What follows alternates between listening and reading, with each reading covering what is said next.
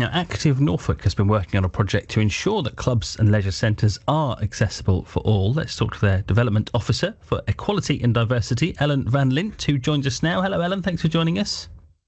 Hello, good morning. I've already learnt a lot by doing this feature this morning, because if I went to a swimming pool and I saw there was a hoist there in existence, I think I would probably think, well, this is an accessible swimming pool. But there's a bit more to it than that, isn't there? Absolutely, yeah. And the project we've been working on called Dragons on the Move really highlights that. It's a kind of user-led project where we visit leisure centres and sports facilities and provide reviews around accessibility. So obviously looking at all things swimming pool is a big element to that too.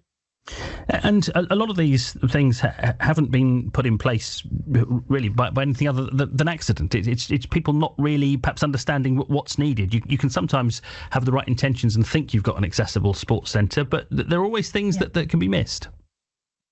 Yeah, totally. And that's why this project is, I feel, I'm really passionate about it, and I feel it can make a difference, because it's not you or I saying that something is accessible or what's needed in this scenario, but it's actually the user group. And, the steps was a really good point around going to the swimming pool, because I don't think a lot of leisure centres necessarily understand, but that by removing that, it can remove a much more accessible way to enter a swimming pool, and it doesn't rely on the hoist or the pool pod that you can have also around swimming pool access now.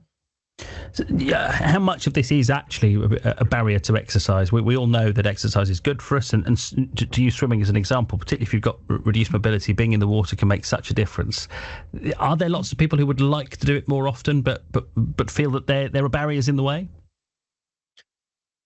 I think so, and I think especially with swimming pools as well. There aren't hundreds and hundreds of swimming pools around Norfolk, so the ones we have, we're really keen to work with, and involve groups to work with them to kind of create those relationships and break down those barriers so that the swimming pools can really understand what can encourage people to go swimming more. So what have you learned from this? What do you think is needed in more of our pools? Well, I mean, obviously, practical equipment and making accessibility changes cost money. We understand that. I mean, specifically, you can make smaller changes which can make things more accessible, which is great. And that's a lot of the times we highlight when we go and do these visits. We always produce a feedback form which we share with the centre, which has, suggestions that the groups have made directly around what would make them feel more comfortable and more keen on using that centre. On occasions that has been used to support funding applications, which has been great, and that's the kind of thing we'd really like to see more, is to support these centres to make these positive changes and break down those barriers to more people becoming active. I suppose in a lot of cases, some of the sports centres we've got in Norfolk have been around for some time and were built in buildings that make this even more of a challenge. Yes, absolutely. But some of these people and the staff within these centres really do try their utmost to make them as accessible as possible. Absolutely. Some of these buildings have been around for a while, but certainly some small changes can be made even in those buildings to make them more accessible. So just tell me a bit more about the project you're involved in. What sort of things are you able to do through that? Yeah, so Dragons on the Move is Dragon stands for Disability Real Action Group of Norfolk. It's a project in partnership with NANSA, and as I said, it's a user-led review where we visit sports centres and leisure facilities and provide them with information around making things hopefully more accessible for the user.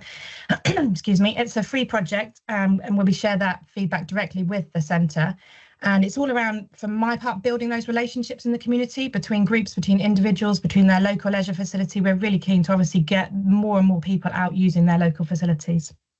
Ellen, we've had a text in this morning that I think you'll be interested in. This has come from Diana, who's in Great Yarmouth, and it says, my mum won't go to a pool anymore. She's 85, she's had a stroke, she's getting better now, but the embarrassment of having to stand there and wait for the hoist, and then she thinks everyone is looking at her, and she's annoyed. She says she hasn't lost her marbles, so it should be empowered to get in and get out when she wants to. Yeah, really great for her mobility, but she's stopped going because it's not so much the physical side of it for her, it's the mental side of it, and the fact that when you're the one that's you're asking to use the hoist, you get the feeling that people are looking at you, and that's not something that we tend to consider a lot, is it, with these things?